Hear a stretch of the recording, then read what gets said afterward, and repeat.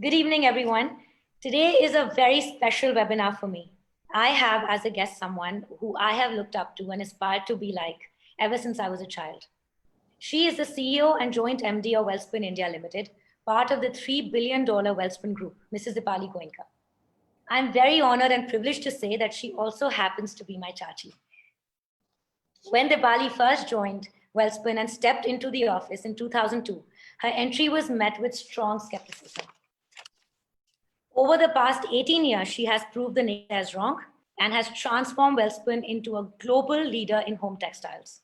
Under her leadership, Wellspun has moved to newer heights by creating a differentiation with focus on brands and innovation.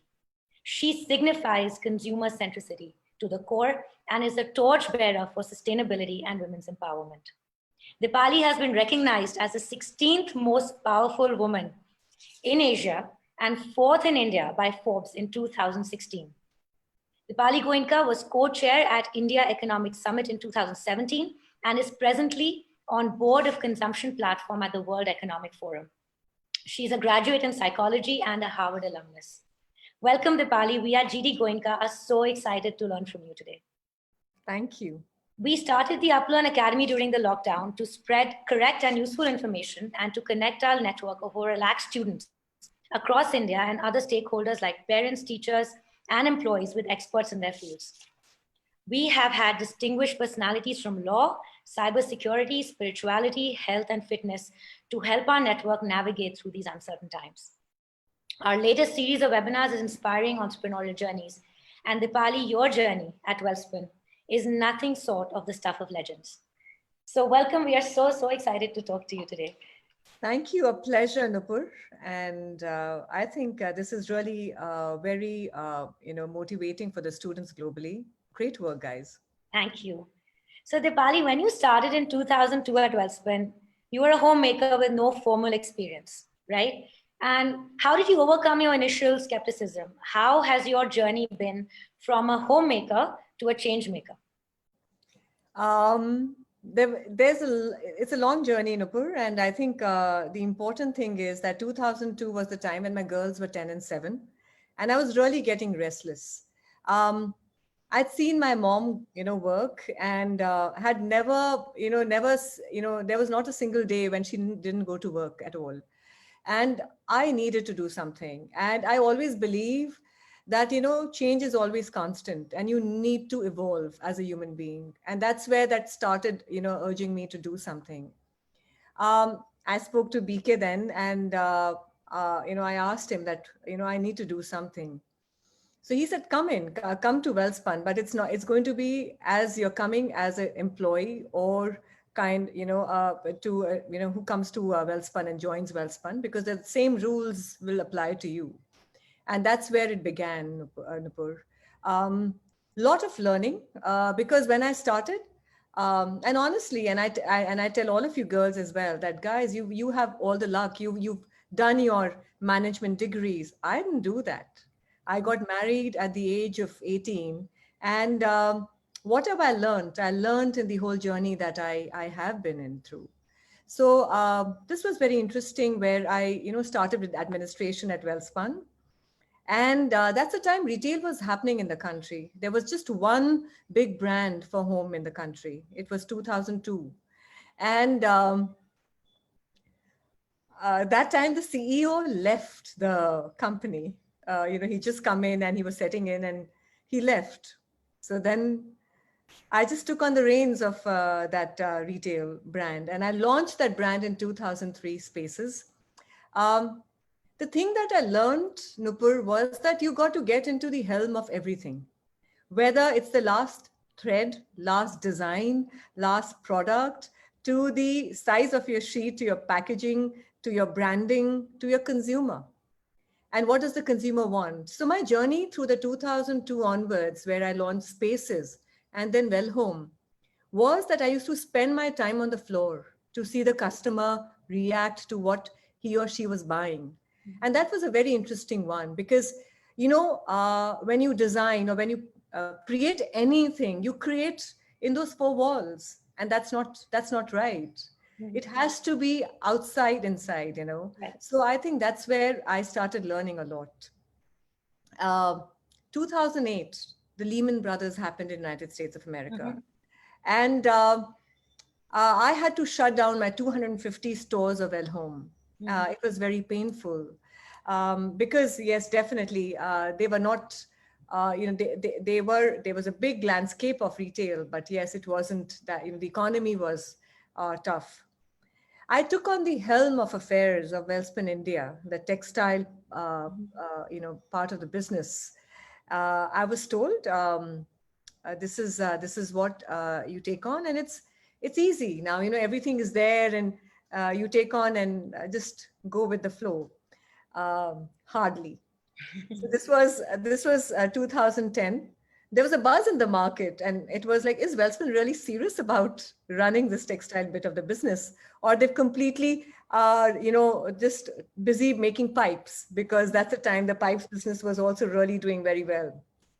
And I mean, I've always believed that a woman supports woman, and it is very, very important.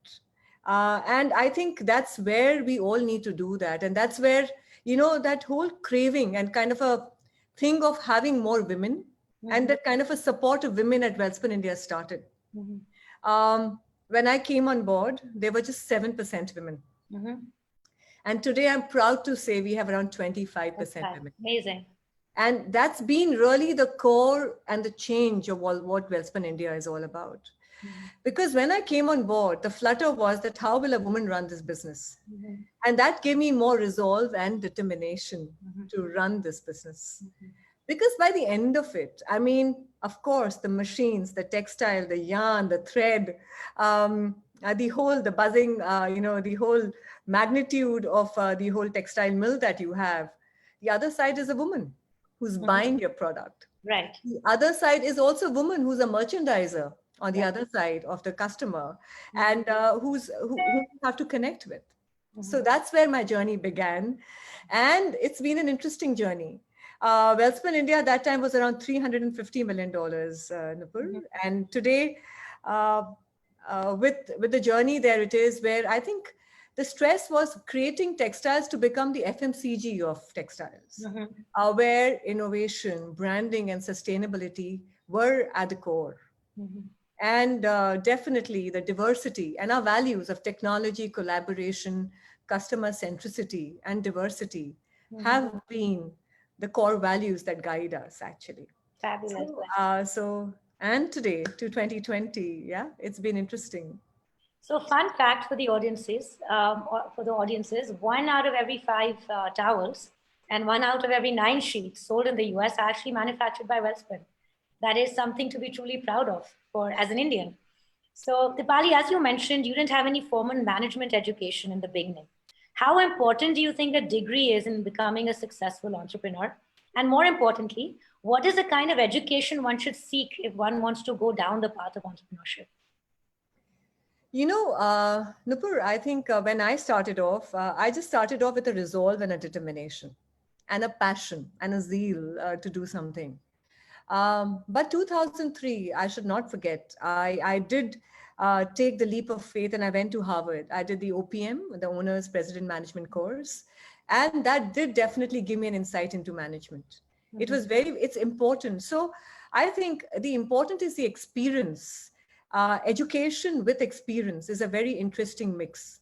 And Mhm. that's what is very, very important for all of us. Mhm. And more so, Nupur, I think it's also the passion which will never take you, take a holiday from work. I think that's where takes you ahead, Nupur. So I think experience and education both are very, very important. They're integral because they complement each other. Because education arms you and prepares you, Mhm. but experience is the one that takes you through this journey. True, true. Well said. So before you took on the reins of Wellspun, you were successfully running two retail brands, Spaces and Wellhome. You transformed Wellspun into a global textile leader. What were the major changes you made under your leadership, and what were the outcomes of those changes?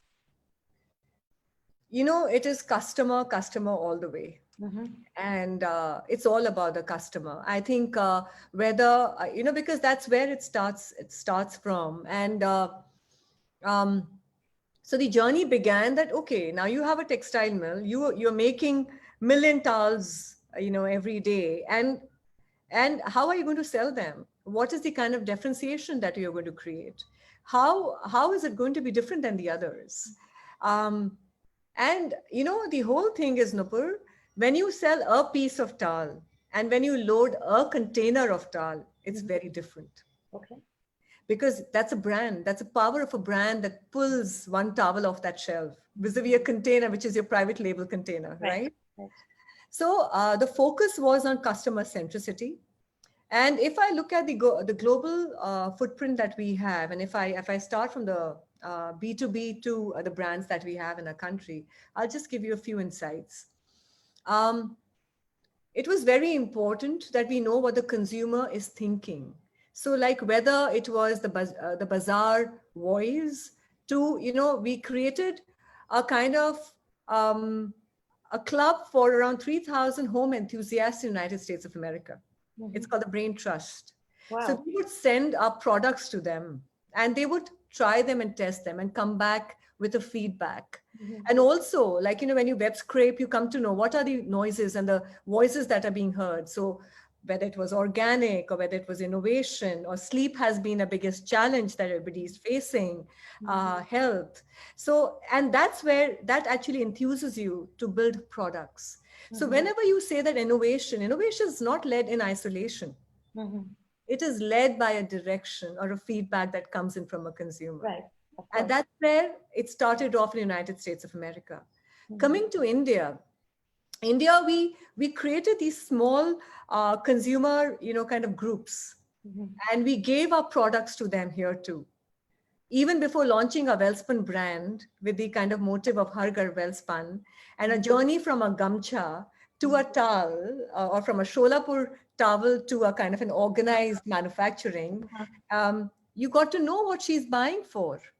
I mean, you'll create a fluffy towel of around 650 GSM and she doesn't have water at home.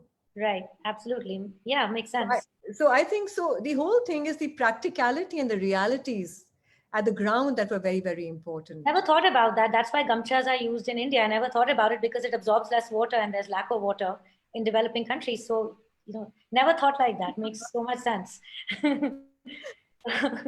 Yeah, but you're right, Dipali. We live in a world which gets disrupted at an exponential rate.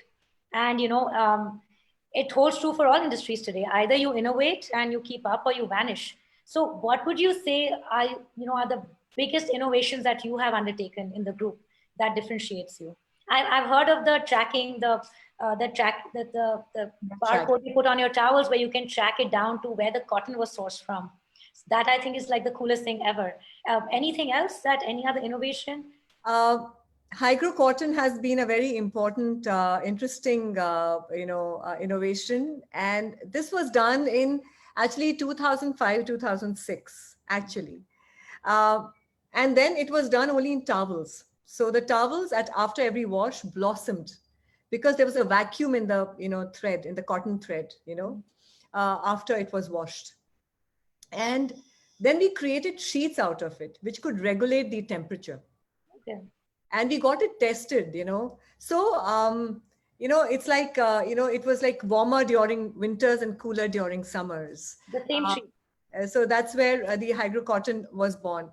And when you spoke about Welltrack, I think, Nupur, there's a lot of, somebody asked me, how do you do this and how do you create these and how, innovation is never done without any calamity that strikes you, whether there's... That was going to be my next question to you, actually. Tell us about, the hardship you faced in 2016. And I think Welltrack was one of the things, and you came out with such flying colors, and I want to know how you did it. So Nupur, I'll tell you, it will go down my memory, and I think I'll tell these stories to my children, grandchildren, I guess, as I go, as I grow old. The thing about 2016, when one of the top retailers found raw cotton in the Egyptian towels, Egyptian sheets. It came in and we basically, I got the news. I had just landed back from United States of America. and on Saturday, and I left on Sunday evening because for me it was important to go back and sit in front of each and every customer to tell them that yes, we made a mistake. Mm-hmm. And mistakes are made by everyone, Nupur. It is about how you come out of it, how you Absolutely. face it. Mm-hmm. And that's what I learned through this. Mm-hmm. And I led it from the front, Nupur. I owned it. We owned it. We said we'll support you if there's, and we tested each and every product that they owned of ours. Mm-hmm. And if there was any gap, we replaced it. Mm-hmm. Amazing. And so the interesting thing was that this has happened now. What are we going to do next about it?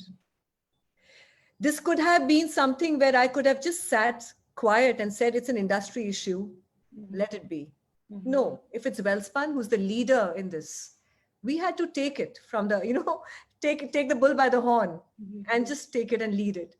And that's where we started looking at what we could do there. Mm-hmm. And that's where this process of WellTrack was born, Mm-hmm. where you could trace from which cotton field that the cotton was coming in. And then it was, when it is, loaded from the gin, there is a tag, RFID tag, which goes through the warehouse. So when you're picking that bale from the warehouse, you can track it, whether it's the same cotton from that Egyptian or a Pima or a Supima or organic. And it goes to a spinning mill.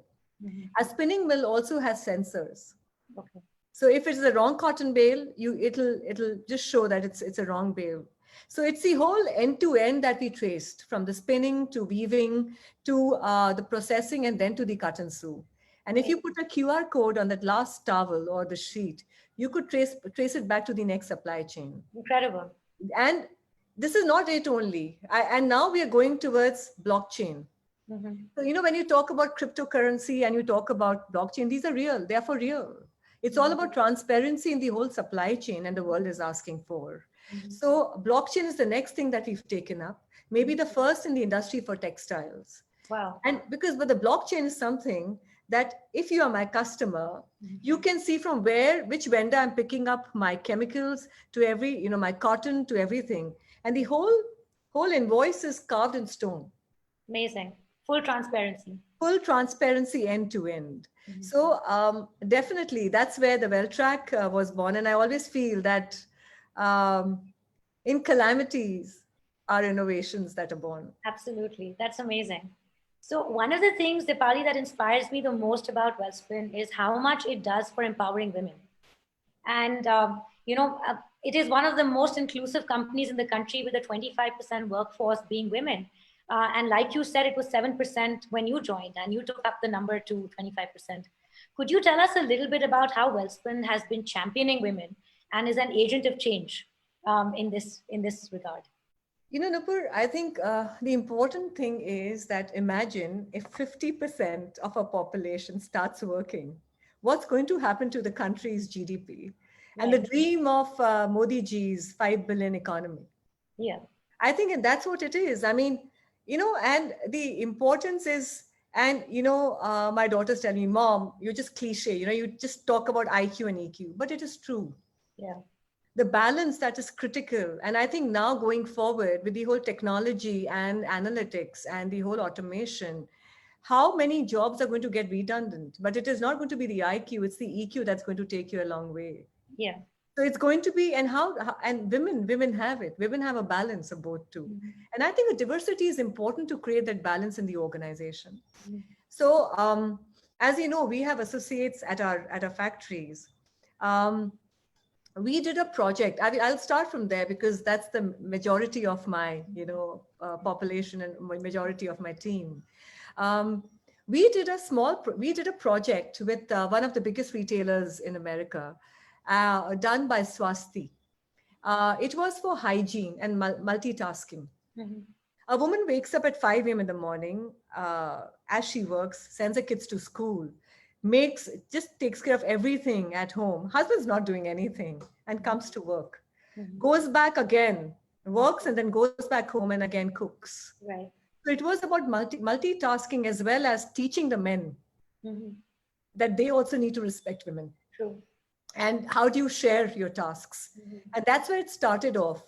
One of our girls was chosen out of 2,000 factories Mm-hmm. from Anjar to, in fact, Arkansas, Mm-hmm. and to speak in front of the leadership of the retailer.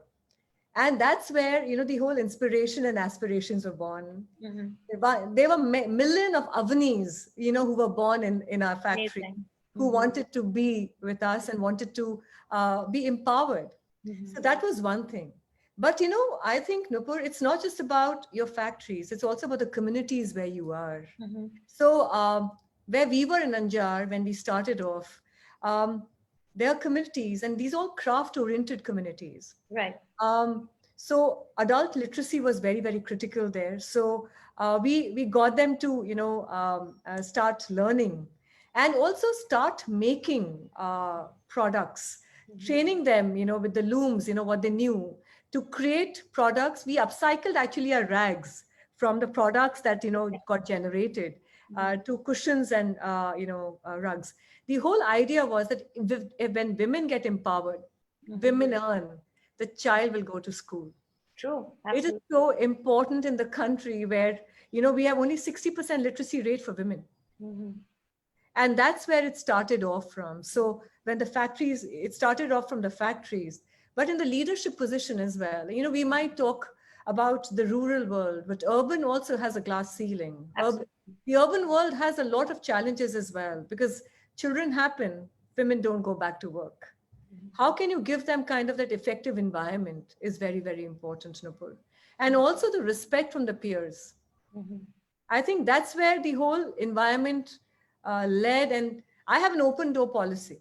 Anybody can reach me. Mm-hmm. And that's where it began, so that the comfort and the trust, and hence it started as a whole chain where everybody started working towards that. So that's like the culture of Wellspring now, Yeah.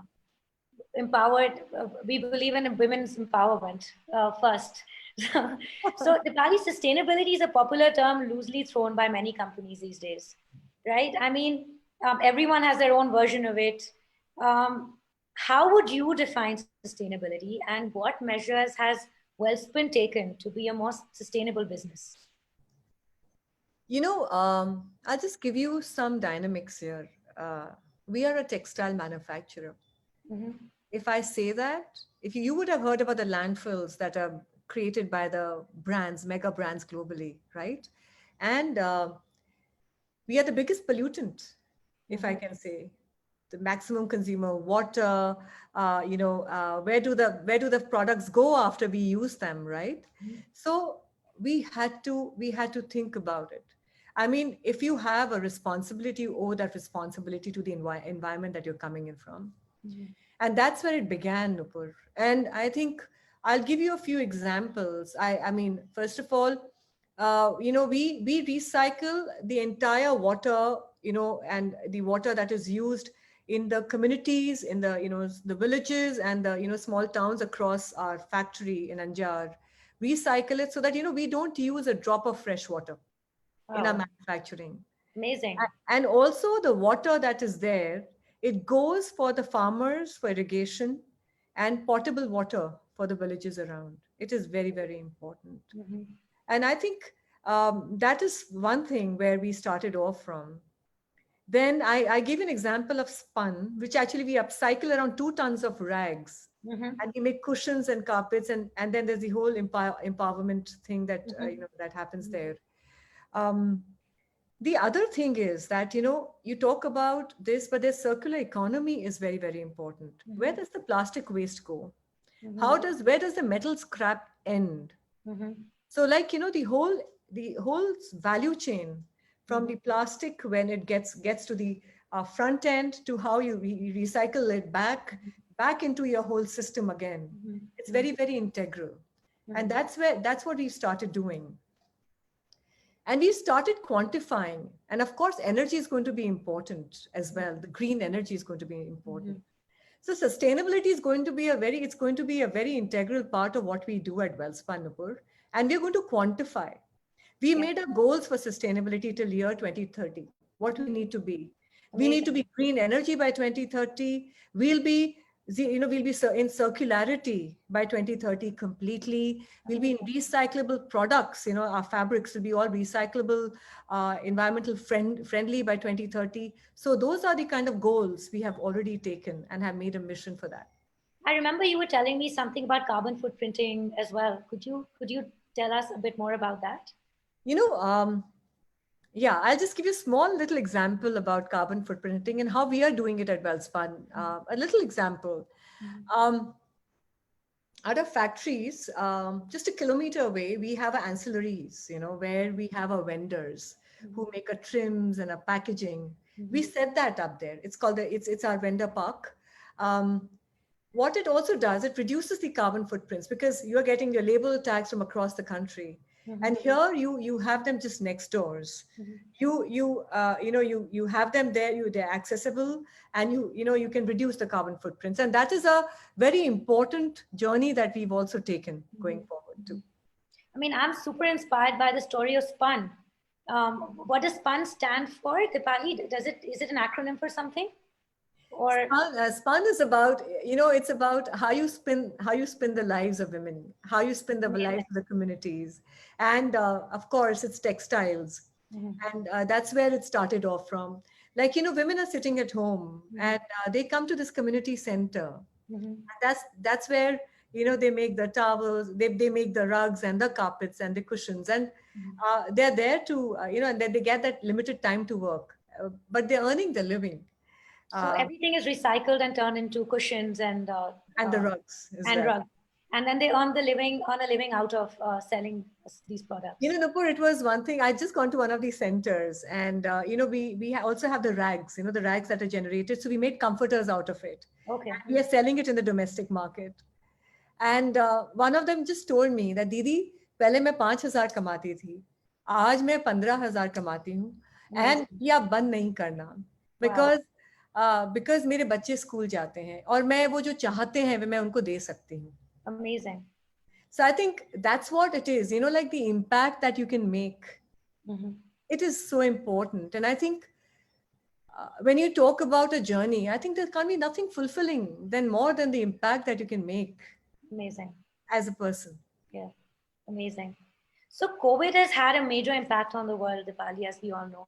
There's so much uncertainty. Winston Churchill famously said, "Don't let a good crisis go to waste." So what measures have you taken at Welspun to turn this crisis into an opportunity?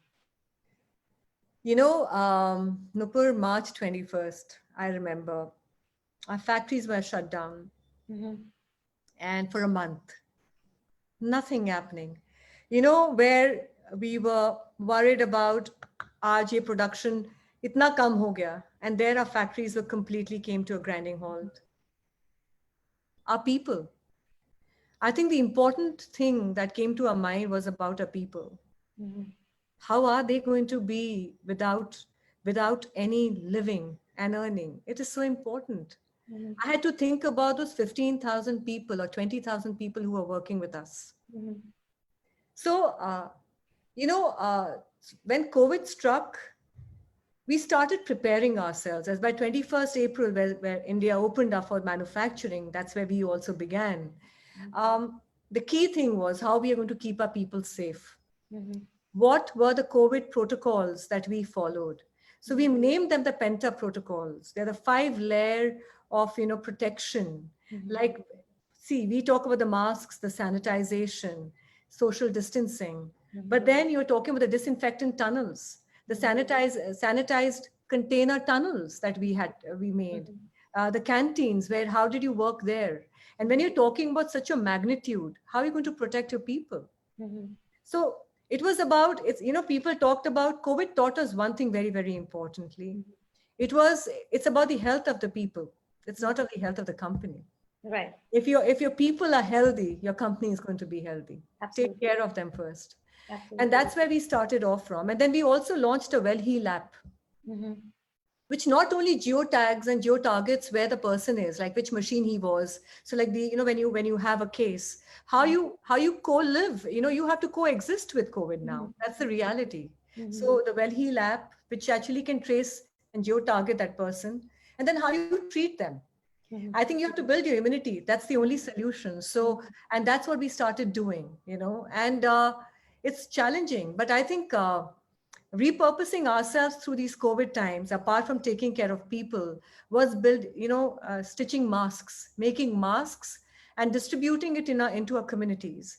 Was the first thing that where we started off from, because we have this, kind of a vertical advanced textile, which does non-woven masks Right. and a non-woven fabric. So we started making masks. And we started, I think one of the quickest turnarounds that we had, we started, we make the surgical masks, which have a BIS certification already. Wow. We are making coveralls, which has a BIS certification. We just got it last week. And we're also doing the N95, the FFP1 and the FFP2 masks as well. Amazing. So we started making the COVID protection gear, the health and hygiene brand, which we are going to be launching in India and globally as well. That's amazing. Apart from this, I think the important thing, Nupur, we learned was, see, we are talking virtually, and everything had to be done virtually. So Right. you can imagine our virtual audits are being done at our factories, our virtual factory tours with a customer sitting in America, Europe, Japan, Australia is being done right now. And we have virtual inspection rooms. Mhm. So, virtual showrooms. Right. So we have created a virtual showroom, a walkthrough you can do virtually through the products completely. And these are the things that I think COVID, and I think it's always said when there's a calamity and a challenge, a lot of things just come out of it. Come out. Yeah. And of course, digitization is just coming out and emerging so strongly out of this is something incredible. Yeah. I think our e-commerce sales have just accelerated by 100%, Nupur. It Amazing. is just so amazing. So what are we going to do next is something that we are working on as well. So were you prepared for this jump in digitization? Were you prepared for it, or is it something that you just had to fast pace? Something that you would have done, say, in 5 years, you had to like put it together in 3 months and It accelerated a lot dramatically. Right. What we would have done in a year or year and a half, we actually did it maybe in a month. Because in this quarter, our sales went up by 29% just with 35 days or 40 days of working for a retail business, and globally 100%. amazing. So then, we looked at what our portfolio is, because we are strong in our brands. So just looked at that, how we're going to go about looking and allocating and planning that whole. And the critical thing is the whole supply chain and the turnaround. So, I think the important thing about the whole digital world today is, Nupur, that what electricity was in 2020 is what, the whole digitization is today in this 21st century. True. So we get ourselves, and I can tell you, I think the way our teams have worked and toiled, endlessly through virtual communications, I think we haven't worked this effectively ever. Yeah, I think it has been a blessing in disguise in a lot of ways, COVID. I mean, of course, it's a horrible disease, but I think for businesses, it has really like fast tracked changes they would have made in a year or 2 years to really jump into and learn into the deep end of the pool and learn how to swim. That's what everyone's doing today. So what is your 5-year vision for Welspun, Dipali?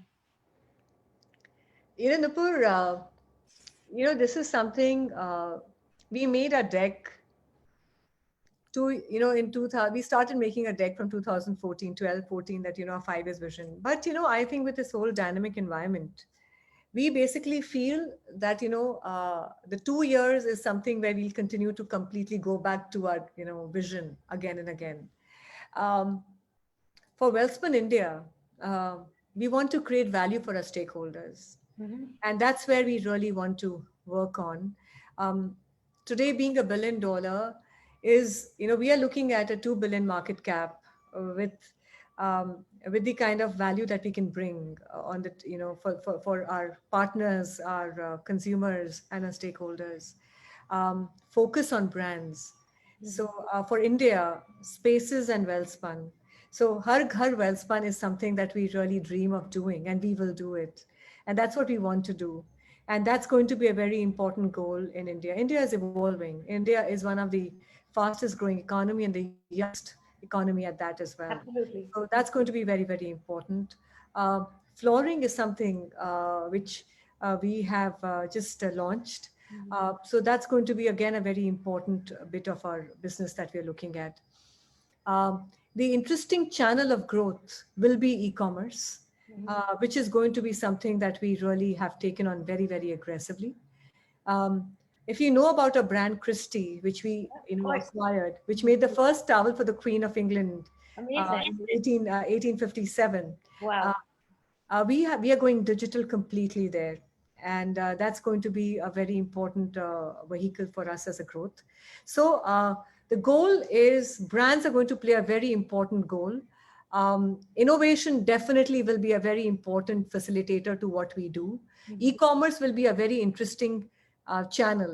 So I always say that, apart from what we do as the brick and mortar aisle, it is also going to be the virtual aisle, Right. endless aisle that you can create. Yes. And that's what we're going to do, our brand portfolio.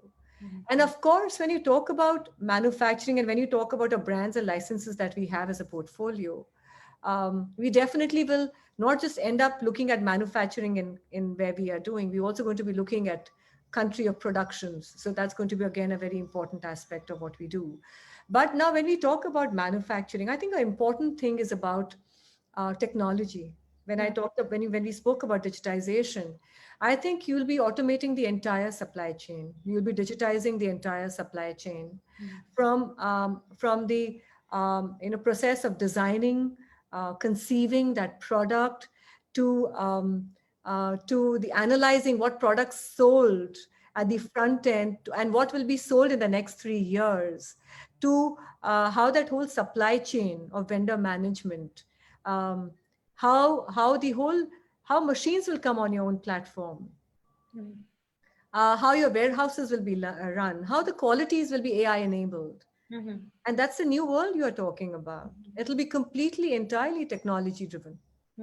So that's what we are looking at. And Nupur, this is today, but I can tell you the pace that we are moving in. If you'll be speaking to me after a year, there'll be several changes I'll be talking about our vision. Of course.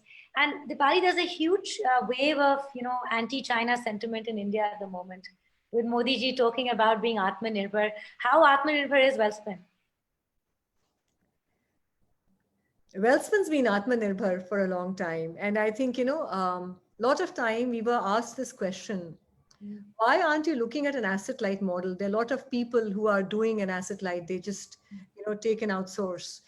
But I think fundamentally the fulcrum of Welspun has been that initially, later could be a kind of a ancillary model that you can look at, but fundamentally we took the whole vertical integrated route.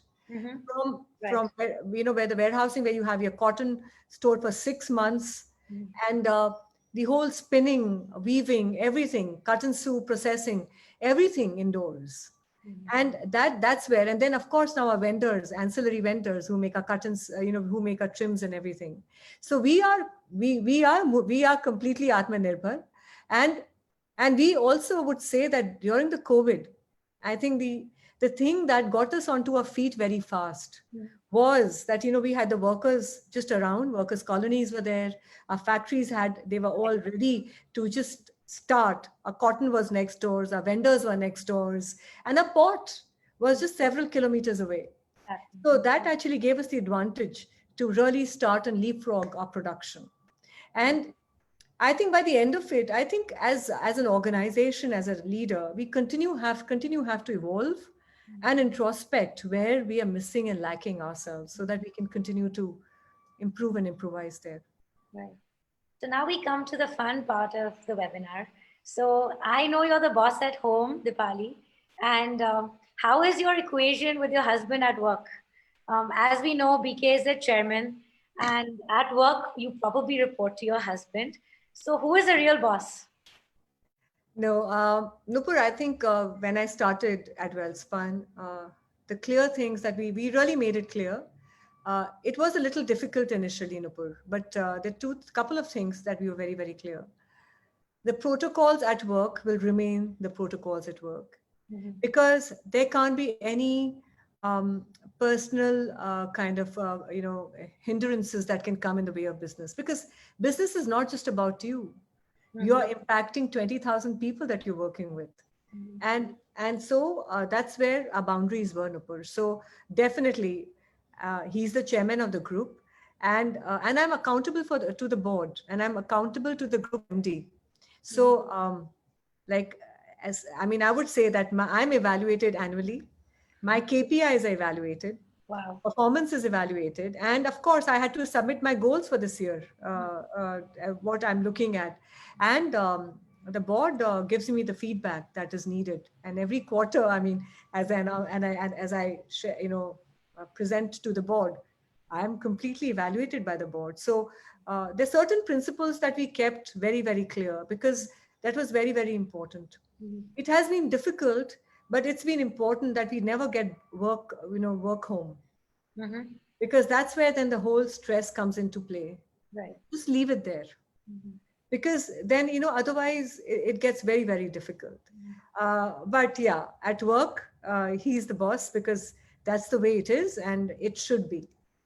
So, could you share some real experiences with BK? Like any fun experiences at work that you had with BK? Anything that you can think of?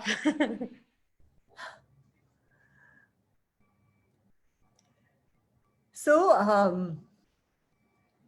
I can only tell you that, in board meetings, while the board members will be appreciating what I've done, but the chairman will have to give his little bit and say that these are the things that were not right. Yeah. So they have to improve these things. So yes, I mean, definitely. And I think, Yeah. uh, कहते हैं कि निंदा करने वालों को ज्यादा पास रखना चाहिए. And I think I would just say that he's my biggest critique, but also my biggest well-wisher and supporter too. I know BK has been your biggest champion. I was just going to take his side and say that too. He is, actually. Dipali, what advice would you give to women who plan to start working with their husbands? Would you advise it at all? Would you say stay away from it? Or is there any, like, what would be the top two pieces of advice you would give them from your experience? Uh, Nupur, the key thing is that you will have to keep your emotions and your work very, very separate. I Right. think that's something you will have to do, and I think everybody will need to do that. And and if you have taken this, trust your journey and take that forward. And one more important thing is that just don't go there because you have to go. Go there because if you have a passion and a need to really make a difference and evolve. So I think there has to be a bigger purpose than that, Nupur. Otherwise, it's very, very, it's not fruitful. Right. But definitely keep your emotions separate. That's one thing I will tell everybody. Um, and of course, I think trust your partner for that, because he's been in that and he is more experienced. So take that on and learn first, and then, take that journey ahead. Right. Great advice. So, Dipali, tell us about your role models since childhood and what inspired you about them. Who have been your role models? So, I have, yes, it's been my mom while I was growing up. And then it was my Bauji, my daddy. I call him daddy, and he's your Dadaji and BK's father. They have been two important role models in my life. With my mother, I actually learned a lot of discipline. My mother has gone through a lot. She's a double MA in maths. Wow. And I got married at 18. I said, why did you do that? But, the thing was, three of us, my siblings, me, my brother, and my sister, we never had teachers. She used to teach us, and we were good students. And that's the time, and we are from Jaipur, coming in, kind of a discipline, managing a joint family, managing my father who was not well, but still working. I think she held herself on, completely in her own, and the struggles that she's gone through has been very, very difficult. And that's been the image that I've always had of my mom, the woman of steel. And And that's where it is till today. And when I came and got married, my father-in-law, uh, daddy, I mean, when I started working, and I remember, he was admitted in the hospital, and I just told him, he said, "Why are you here? Mhm. Just go to work." Mhm. He said, "If there's anything, I'll call you. Mhm. And if there would be any struggle that I faced, he would say, I'm there. I'm there behind you. I'll support you." Mhm. So, and these are two important people because, with my father-in-law, with the kind of background that he came in, I think it was very patriarchal. Yes. Mhm. But seeing his daughter-in-law grow and evolve was his pride. Mhm. And he saw to it that, I would grow. Mhm. That's amazing. Truly inspiring. It really helps to have a mentor like that Yeah, um, it is. behind your back. Dipali, what do you feel about your children entering the business? With that, are you grooming them to take over, or do they have the choice to do what they want? Nupur, the couple of things, and I think one thing I'm very clear that they need to be suitable to get there. Okay. I Absolutely. would rather not have them coming in and just be there and whiling away the time. Mhm. So the important thing was that both of them started their startups, and I feel the important thing for me was my journey was that let them be independent first. Mhm. Give them the education that'll arm them Mhm. to face the world. Give them the experience if they want to take that Mhm. on their own and do what they can. And then if they want to join the business, Mhm. let them come on board. Mhm. And that's been my thought. Mhm. And I always feel that if you're going to if you're going to pressurize your child about something that he or she doesn't like, Mhm. they're going to blame you forever that Mhm. you made us do this. Mhm. Like it's about the love you have for what you do. Mhm. I mean, it wouldn't be possible for them to do the same thing. I love the sound of buzzing machines. I love my people. I don't know what they would be liking. So, but the whole thing about is that give them the independence to think, give them the ability and arm them with education and the experience which they want to really take on, and then let them decide. That's amazing. And so, Dipali, do you use any tools or techniques to overcome difficult moments? What is the role of spirituality in your life? Do you use spirituality, or is there any other tool or technique you use to face difficult moments? And I'm sure you have many as an entrepreneur, one every day. Nupur, I'll tell you one thing. I like to, after a hard day's work or when there's anything difficult, I just want to be on my own for some time to just introspect and just get my thoughts together, my train of thoughts together. And that's been something I keep on, really, I really depend on that. Um, I will not say meditation because I'm not a person who is really like that. I love a little action and I love my weight training to the hilt. And that really thrills me because if I'm stressed, I'm going to flip more tires for sure. No, I have seen videos of Dipali literally flipping tires. And so, my next question was going to be, Dipali, how do you unwind? And I've seen you unwind by flipping tires. So, what role does exercising play in your life? And how hard do you exercise? What is your regime like? I love my workouts. That's something I just look forward to because I think for me, I've always been an early morning person. I wake up at 6:30, and I do my start my workout at 7:30, kind of, and and I with my age, so I think it's important that I started weight training, and that's something being very very important. So I think the strength training has been very very important for me. So like with weights, I think deadlifts to squats to 100 tire flips to um, functional to a little bit of CrossFit, I think, and has been something that I really go by. But it's something is my routine that I can't miss ever. And that just gets me going, because that's what just gets me going to come to work, and with that extra, Strong body, strong mind. true that. so, so Dipali, tell me, what would you? So, I actually want to talk about the dance video of yours that went viral. So, and that showed us like a fun side of you, that you're dancing and having fun with your employees. So, how did that happen? Was it a spur of the moment thing? What happened there? So, I was at my plant, Vapi, and as I was going through my, I go through my complete factory tour. So it takes me a couple of hours.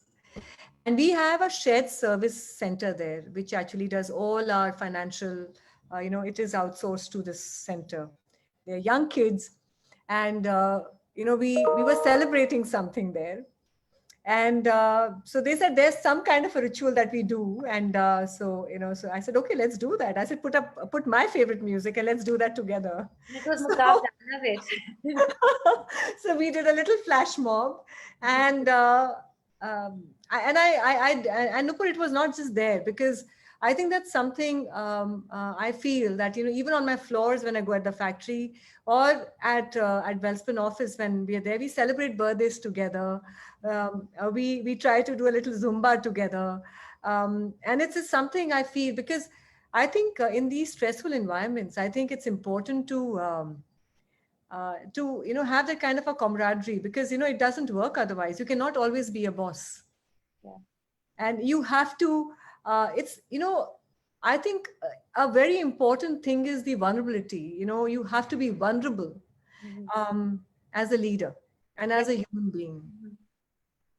and that is something I have really I think that's me more than anything else. I think that's what the video showed to people, that here's someone who's a boss, but she's also one of everyone, and she celebrates things when she wants to.